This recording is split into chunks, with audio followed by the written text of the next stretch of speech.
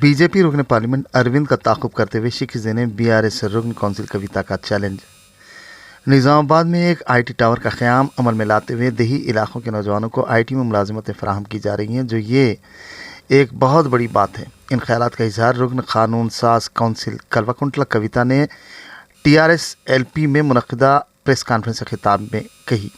उन्होंने कहा कि तेलंगाना में तमाम शोबों में तरक्की हो रही है और इसी के हिस्से के तौर पर निज़ामाबाद में कई तरक्याती प्रोग्राम्स का आगाज़ किया गया है। बीआरएस कायद ने कहा कि वज़ीर आईटी केटीआर ने बेरोज़गार नौजवानों को रोज़गार फराहम करने के लिए निज़ामाबाद में आईटी हब का इफ्तिताह अमल में लाया है। उन्होंने बताया कि वज़ीर आला केसीआर की क़यादत वाली बीआरएस हुकूमत ने तश्कील तेलंगाना के बाद से सबसे ज़्यादा फ़ंड ज़िले निज़ामाबाद को फराहम किया है।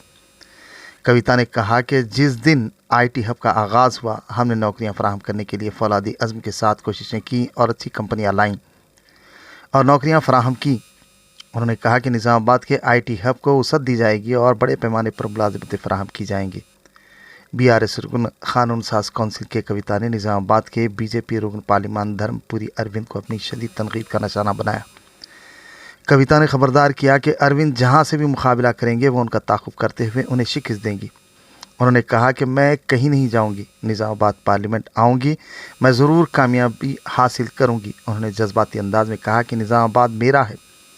कविता ने तनक़ीद करते हुए बताया कि अरविंद एक जानिब अवाम को और दूसरी जानिब उनकी अपनी ही पार्टी के लीडरान को धोखे देने के आदी बन गए हैं।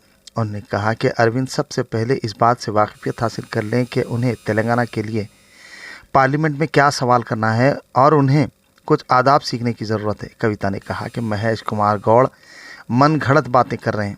उन्होंने बताया कि बीजेपी और कांग्रेस कायदीन चाहे वो कुछ भी कहें, आखिर में वज़ीर आला के चंद्रशेखर राव को आशीर्वाद ज़रूर देंगे। कविता ने कहा कि रियासत तेलंगाना हर शोबे में तरक्की की सिमत गामज़न है। तेलंगाना रियासत में नाफिज करदा कई फलाही स्कीमात को दूसरी रियासतों में लागू किया जा रहा है। दुख्तर वज़ीर आला ने कहा कि रियासत की तरक्की में मरकज़ी हुकूमत का रोल सिफर है। उन्होंने बताया कि बीजेपी के अरकान पार्लियामेंट ने पार्लियामेंट में एक बार भी तेलंगाना के हुकूक की बात नहीं की। कविता ने बताया कि बंडी संजय ने पार्लियामेंट में बहुत झूठ बोला। उन्होंने बताया कि मरकज़ ने कालेश्वर प्रोजेक्ट को 1 रुपये की भी मदद नहीं की। बीआरएस कायद ने बताया कि वो कहते हैं कि 24 घंटे बिजली कहाँ से आएगी।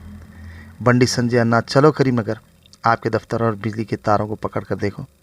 कविता ने उनसे इस्तफसार किया कि वो आखिर झूठ क्यों बोल रहे हैं। रुकन कौंसिल कविता ने मशवरा दिया कि पार्लियामेंट का रुकन बनने का मौका बहुत कम लोगों को मिलता है और जब ऐसा मौका आए तो अवाम, इलाक़े और रियासत के लिए काम करना चाहिए। उन्होंने बीजेपी अरकान पार्लियामेंट से सवाल किया कि उन्होंने इतने दिनों से तेलंगाना में क्या किरदार अदा किया और क्या लेकर आए हैं।